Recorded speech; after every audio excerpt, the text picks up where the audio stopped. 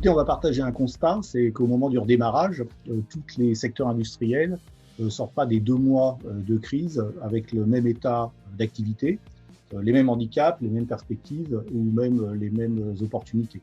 On va dire que quel que soit le secteur d'activité, il va quand même y avoir industriel, il va quand même y avoir des handicaps qu'impose le travail en présentiel de l'industrie, avec des difficultés de retour à 100% de la production à cause des mesures d'éloignement, des mesures sanitaires, de changement d'équipe, des infections d'équipement.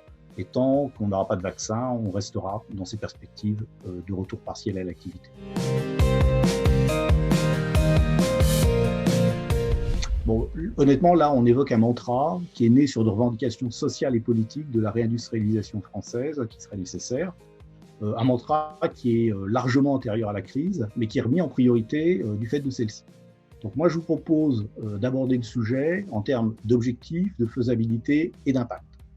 Alors, en termes d'objectifs, je pense qu'on va être tous à peu près d'accord. On va se retrouver sur des objectifs qui sont des objectifs de sécurisation de la chaîne d'approvisionnement, problématique de l'industrie du médicament, par exemple, de la réduction de l'empreinte carbone, pas sur la chaîne de valeur. La crise actuelle, c'est plutôt un accélérateur qu'un élément déclencheur de cette tendance.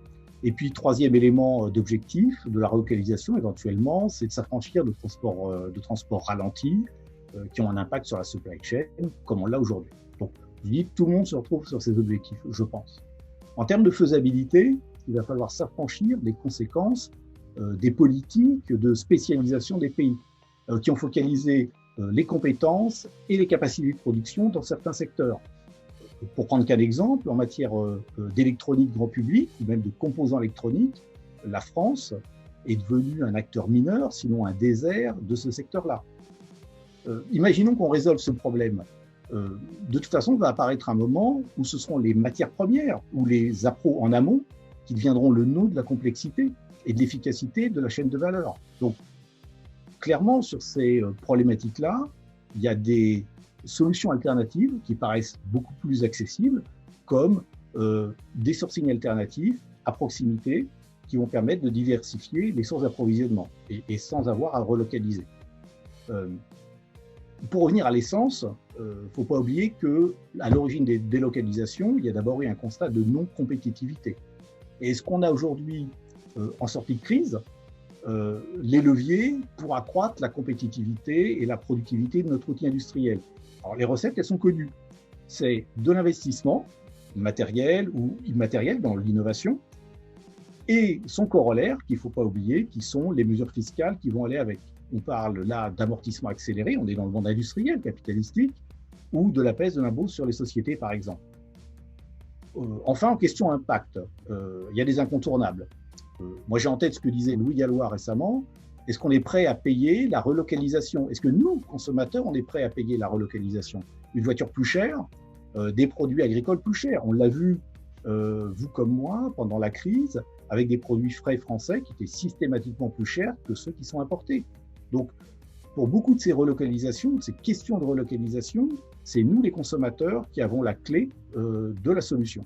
Donc, je dirais qu'en conclusion, des relocalisations partielles, ponctuelles, comme sur l'industrie de santé, oui. Un phénomène massif, absolument pas. Bon, le jeu de mots, il est sympa, mais l'industrie lourde, elle, c'est aussi être agile. Bon, simplement, il ne faut pas se leurrer. Quand on parle d'industrie lourde, on parle d'industrie à capitaux importants, donc métallurgie, industrie du verre, chimie de première transformation. Le facteur taille a souvent été un facteur de clé de leur implantation, avec pour corollaire un accès aux matières premières aisées, dont on identifie tout de suite deux difficultés liées à la crise. Alors, une contrainte économique énorme de travailler à charge partielle. Et je rappelle ce dont je parlais tout à l'heure sur la montée en charge possible des industries. Donc, un travail en charge partielle, c'est une énorme difficulté pour absorber les coûts fixes de ce type d'industrie. Premier point. Deuxième point, un éventuel accès contraint aux matières premières, avec des difficultés de circulation, que ce soit les biens, mais surtout et aussi les personnes.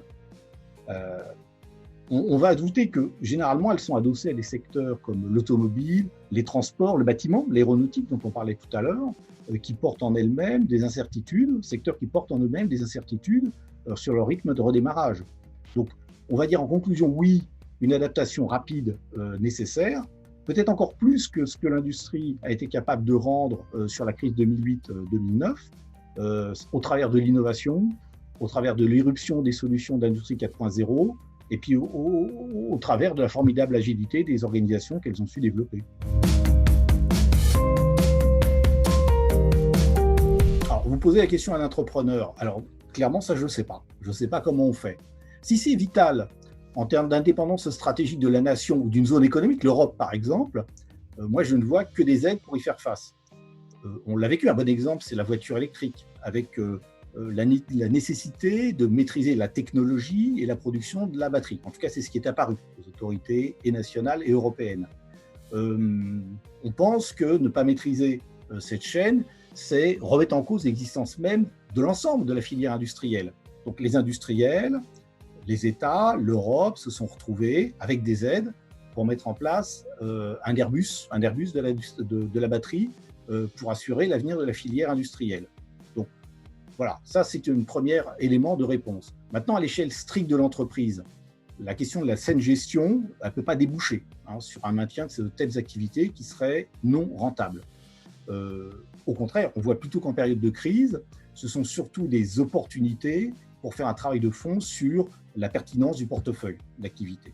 Là, on voit déjà, moi dans mon quotidien, je vois déjà des réflexions qui émanent, qui émergent autour d'une révision stratégique des portefeuilles d'activité, et en particulier isoler et traiter les activités non rentables. C'est la réponse que l'industrie va faire à ces secteurs, ces activités non rentables, souvent qui étaient restées masquées et cachées à l'intérieur du portefeuille d'activité. Le grand enjeu du management de transition, tel que la crise nous le révèle aujourd'hui, moi je le positionne en termes de notre capacité à aider les entreprises à passer du monde d'avant au monde d'après. C'est-à-dire les aider à intégrer dans les organisations des modes de fonctionnement, des pratiques qui ont été adoptées dans ce moment spécifique de cette crise, qui a été doublement brutale. Elle a été brutale dans sa soudaineté, elle a été brutale dans son impact. Et puis, deuxième attendu du management de transition, mais ça, ce n'est pas spécifique au monde de l'industrie, c'est de les préparer à affronter la prochaine crise. Alors, concrètement, au-delà d'une expertise métier sur laquelle on est déjà sollicité, je vais parler de l'IT, je vais parler des RH, je vais parler de la supply chain, évidemment, et de la finance. Ce que met en évidence la situation actuelle, c'est que les entreprises qui s'en sortiront le mieux seront celles qui auront maîtrisé les leviers de leur efficacité. Et ces leviers, quels sont-ils?